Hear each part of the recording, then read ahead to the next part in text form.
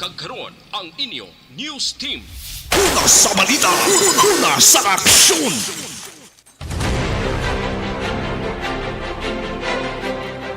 Mayong gabi Metro Bacolod, mayong gabi kabugusan nga Western Visayas. Welcome sa papangalagad sang Aksyon Balita Evening Edition karon nga adlaw Lunes, Abril 26, 2021. Makitaan kita live sa mon official Facebook page kag sa YouTube channel ang Aksyon Radyo Bacolod kag mabatian pagi sa www.actionradyobacolod.com.ph. Ang iyo tagbalita, Aksyon and Defensor. Kakaroon sa aton mga headliners, una sa mga balita lokal. Pila ka balay sa Barangay Singkang Airport, ginlamon sang kalayo. Isa patay, isa pilason sa ginaligar magbato sa kapulisan ang subject sa bypass operation sa Barangay Villamonte. Sa mga nagapanguna nga balita national, presyo sang gatong magasaka buwas nga adlaw. DOH ginadaso ang publiko nga magpabakuna sa pihak nga hindi ini mandatory. Una sa balita, una sa aksyon. Action Radio Philippine Standard Time, alas 6:14. Detalye sa nga aton mga nagapanguna nga balita lokal pagkatapos lamang sa mga ini.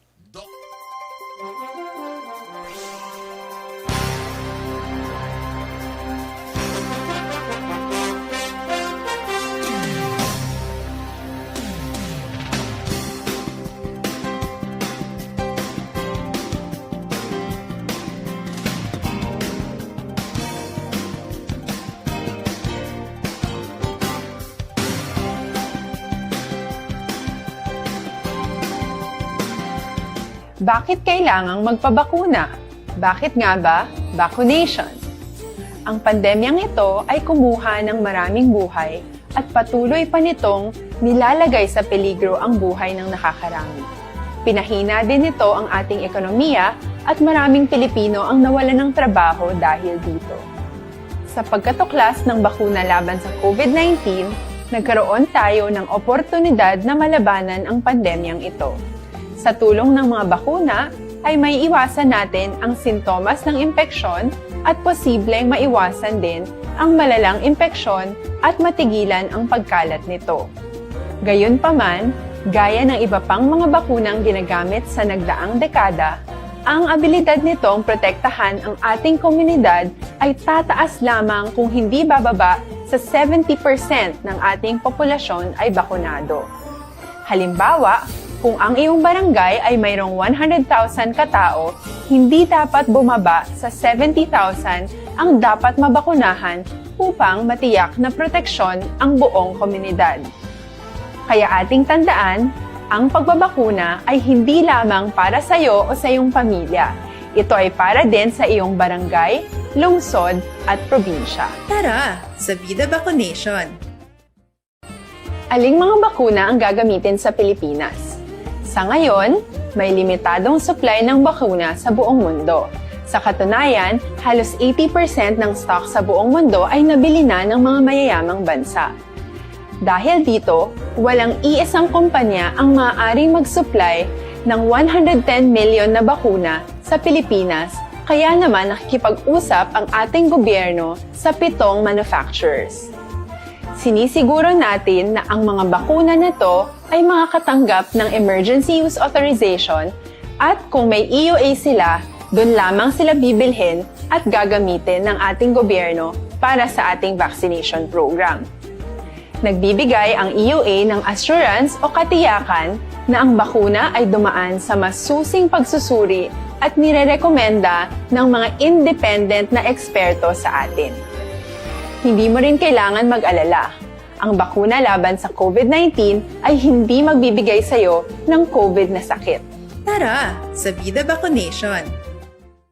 Magkano ang babayaran ko para mabakunahan? Ibibigay ng gobyerno ang bakuna ng libre. Wala kang dapat bayaran para magpabakuna. Tara, sa Vida Vaccination! Sino ang unang makakapagpabakuna? Dahil kailangan nating masiguradong patuloy na makakapagtrabaho ang ating health system para maalagaan tayo, ang mga medical frontliners ang unang makakatanggap ng bakuna. Susunod dito ay yung mga eligible na senior citizens dahil sila ay nasa greatest risk ng severe infection o kamatayan. Alam natin ito dahil sa ating lokal na datos na mas mapanganib ang COVID-19 sa mga matatanda. Ang pagkakasunod-sunod na kung sino ang unang makakatanggap ng bakuna ay natukoy sa tulong ng mga eksperto. Tara, sa Vida Vaccination. Kailan at saan ka dapat magpabakuna? Ang inyong national government ay nakikipag-ugnayan sa mga lokal na pamahalaan upang maihatid ang bakuna sa inyo. Ang lokal na pamahalaan or LGU nyo ang maghahanda ng pagpaparehistro at pag-ayos ng schedule ninyo sa pagpapabakuna. Mangyaring abangan ang anunsyo at instructions na magmumula sa inyong mga mayor or governors ukol dito. Tara, sa Vida Vaccination. Ano ang kailangan mo bago magpabakuna? Habang hinihintay natin ang pagdating ng mga bakuna, kumuha lamang ng impormasyon sa mga mapagkakatiwalaang sources.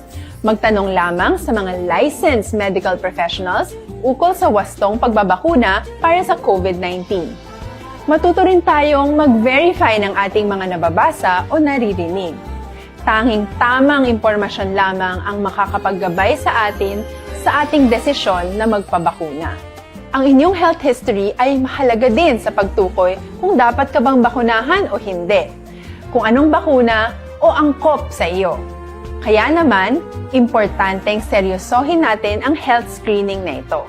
Magpakita sa araw ng inyong screening at ideklara ang inyong complete health history, gaya ng allergies o mga risk factors o mga sakit noon.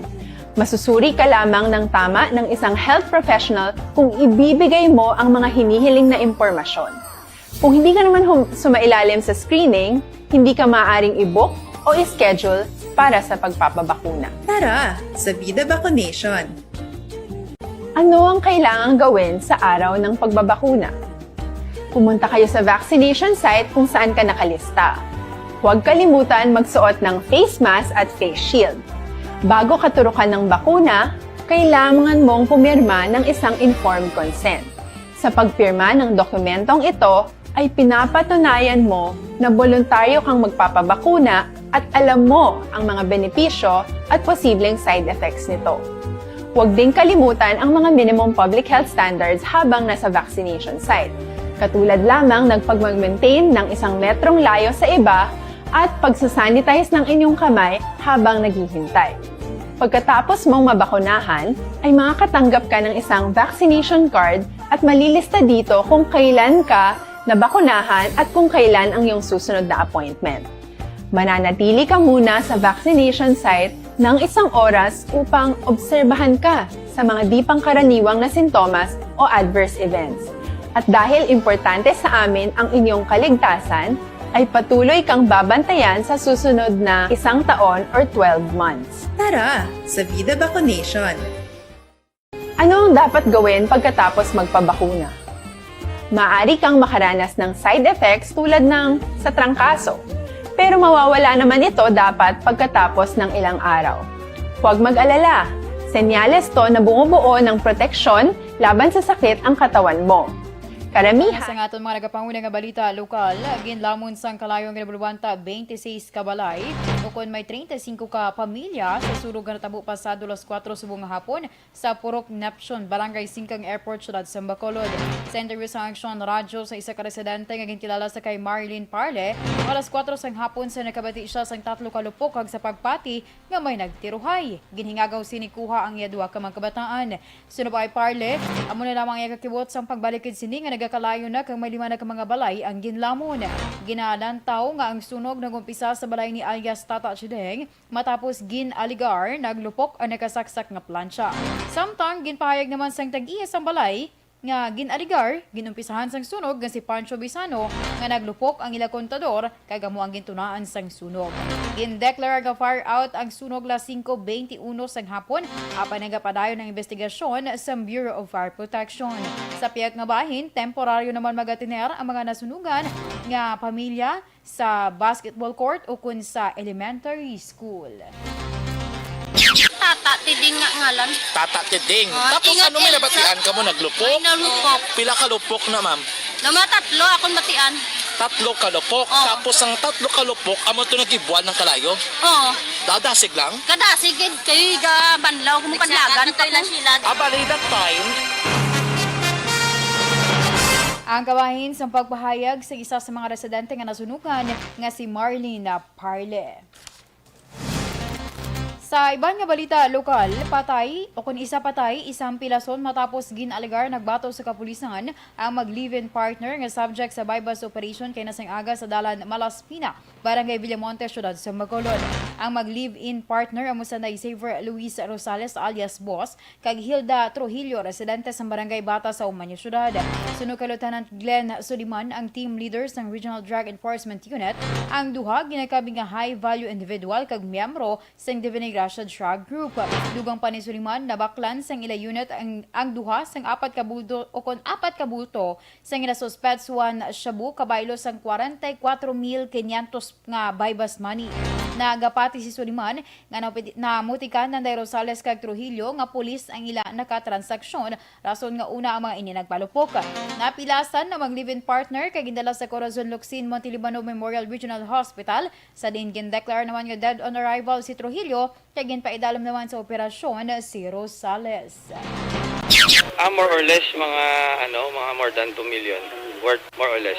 I-clarify ko lang, sir, ini bypass the operation that leads to armed encounter? Yes, sir, yes, sir. Oo, alam mo pala sir, ang mga kamusta sa mga subject? May initial information kita, pero i-plastar tapan ako na i-verify agad sa doktor lang na maka... Sa kaangot nga balita, nakakuha sa masobra 2.5 milyones pesos sa ginasuspets one shabu ang katapos ng scene of the crime operatives sa Consoko sa lugar nga natabuan sa bypass operation ang nagresulta sa shootout sa tunga sa otoridad kag mag-live-in partner subject sa operasyon. Nakuha man ang isa ka unit sang pickup Isuzu Fuego kag isa pa ka unit sang caliber 45 pistol. Sa karon, nagapadayon ng investigasyon sang kapulisan subong man sang Soko angot sa insidente. Una sa balita. Una sa aksyon. Action Radio Philippines Standard Time, alas 6:25. Amnigan ng lawas, pagi sa paginom sang Santon Plus Gold. Ang Santon Plus Gold, mas ginpe...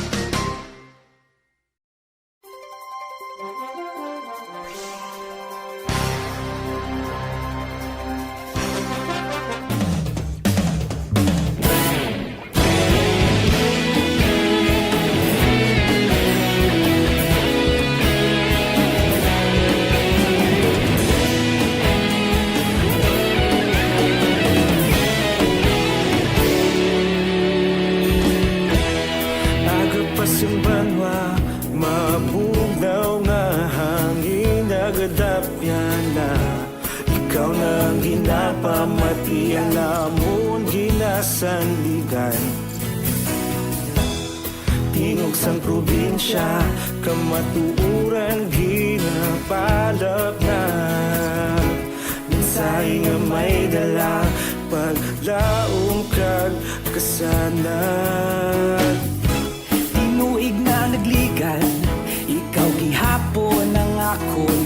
istasyon sa pagbudlak sang adlaw sa pagtuhaw sang biton. Mga balita nga dala inspirasyon, aksyon radyo, bakolod man sa gihapon. Padayon aksyon radyo, bakolod saludo sa imo. Padayon aksyon radyo, salamat isa pa serbisyo. Patas kag balanse, matuod nga mensahe, wala sang hinadang pilihan. Padayon aksyon radyo.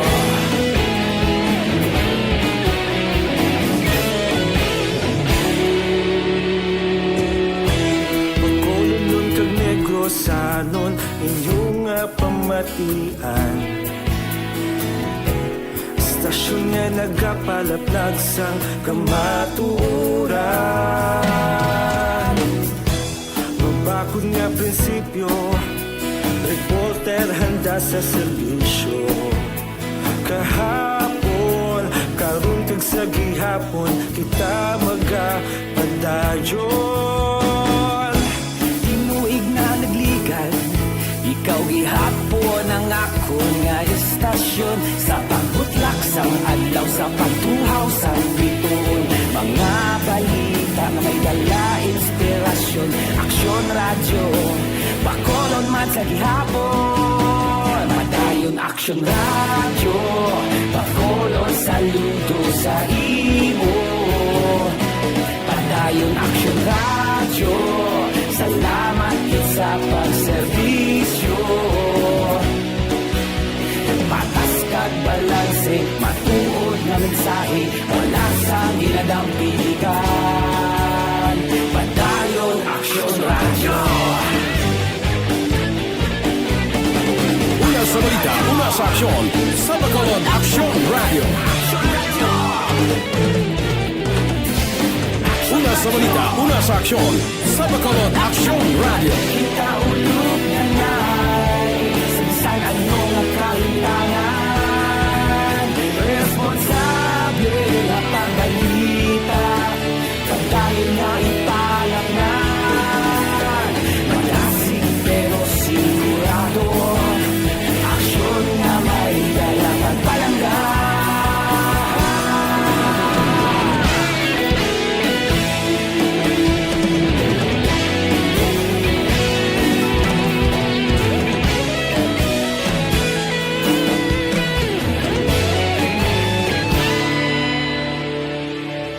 Padayon aksyon radyo, bakolod saludo sa imo. Padayon aksyon radyo, salamat gid sa pagserbisyo. Padayon aksyon radyo, bakolod saludo sa imo.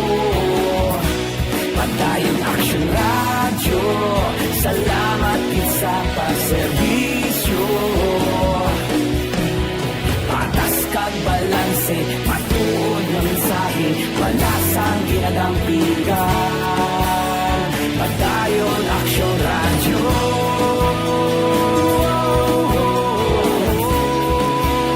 Padayon aksyon radyo.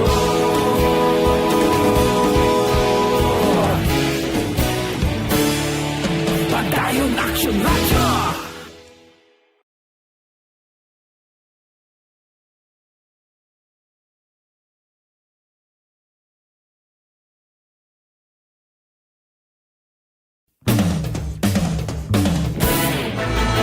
Do not just throw away questions and statements. Kasma ng aton sining nga Facebook page pagiya sa Aksyon Radio.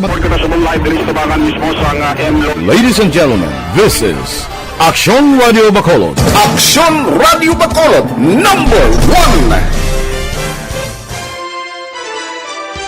Kakaroon sa detalye sa aton mga nagapangunang nga balita national, sugataon sa panibagong nga saka sa presyo sa gatong ang mga motorista buwas nga adlaw. Sa separado nga mga advisories ginpahayag sa Pilipinas Shell Petroleum Corporation kag Sea Oil Philippines Incorporated nga magasaka ang kada litro sa ila gasolina sang 45 sentimos, sa diesel 35 sentimos kag sa kerosene sang 65 sentimos. Ang clean fuel kag petrogas magapatuman sa pareho nga pagbago sa presyo. Ang bago nga presyo mag-epekto alas 6 ng aga sa Abril 27, magluwas lamang sa clean fuel nga mag-epekto sa alas 4:01 sang hapon sa pareho nga adlaw. Ginpahayag sa Department of Health nga nalabuan sang COVID-19 vaccine ang risgo nga matapikan sang virus ang isa ka tawo. Ginhimo ni Health Undersecretary Maria Rosario Vergere ang palayag sa PIAC nga wala pa sang plano ang gobyerno nga himuon mandatory ang pagbakuna batok sa COVID-19. Suno kay Vergere, gindesisyonan sa mga opisyal sang gobyerno nga himuon voluntaryo ang COVID-19 vaccination base man sa rekomendasyon sang World Health Organization. Sa nibaluan, napaidalom sa emergency use authorization ang COVID-19 vaccine nga gin-roll out matapos ginaprobahan sa regulatory bodies sa Pilipinas. Action Radio Philippine Standard Time, alas 6:34. Nanawagan si Anay Senator Lauren Legarda nga pabakuron ang pagpatuman sa Domestic Workers Act o kun RA 10361. Pagsuno kay Legarda, kinahanglan nga ipasiguro ang maayo nga sitwasyon sa mga kabulig ilabi na subong nga may pandemya. Tinutuyo sa Domestic Workers Act nga kilalahon kag amnigan ang kinamatarong sa mga kabulig. Nakasaad man sa layi nga ang mga benepisyo dapat mabaton kaangay sa bulanan nga sweldo nga hindi maglubo sa minimum wage, oras sang pahuway, 13th month pay kag coverage sa SSS, PhilHealth kag pag-ibig kag iban pa. Bilang co-sponsor sang layi, ginpalayag ni Legarda na sa itong nag-umpisa ang pandemya, mas nakitaan kung ano ka-importante ang kabuhi kag mga pamilya. Labi na para sa mga empleyado nga kinahanglan nga mag-work from home.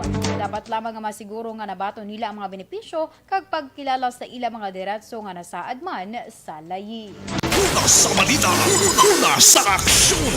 Action Radio Philippine Standard Time, alas 6:35. Kag inyo ginpamatian nakabugusan nga detalye sa aton mga natipon nga mga balita. Dili lamang sa Action Balita Evening Edition karon nga adlaw Lunes, Abril 26, 2021. Sa liwat ang inyo tagbalita, Aksyon and Defensor. Una sa balita, una sa aksyon, sa Bacolod, Aksyon Radio.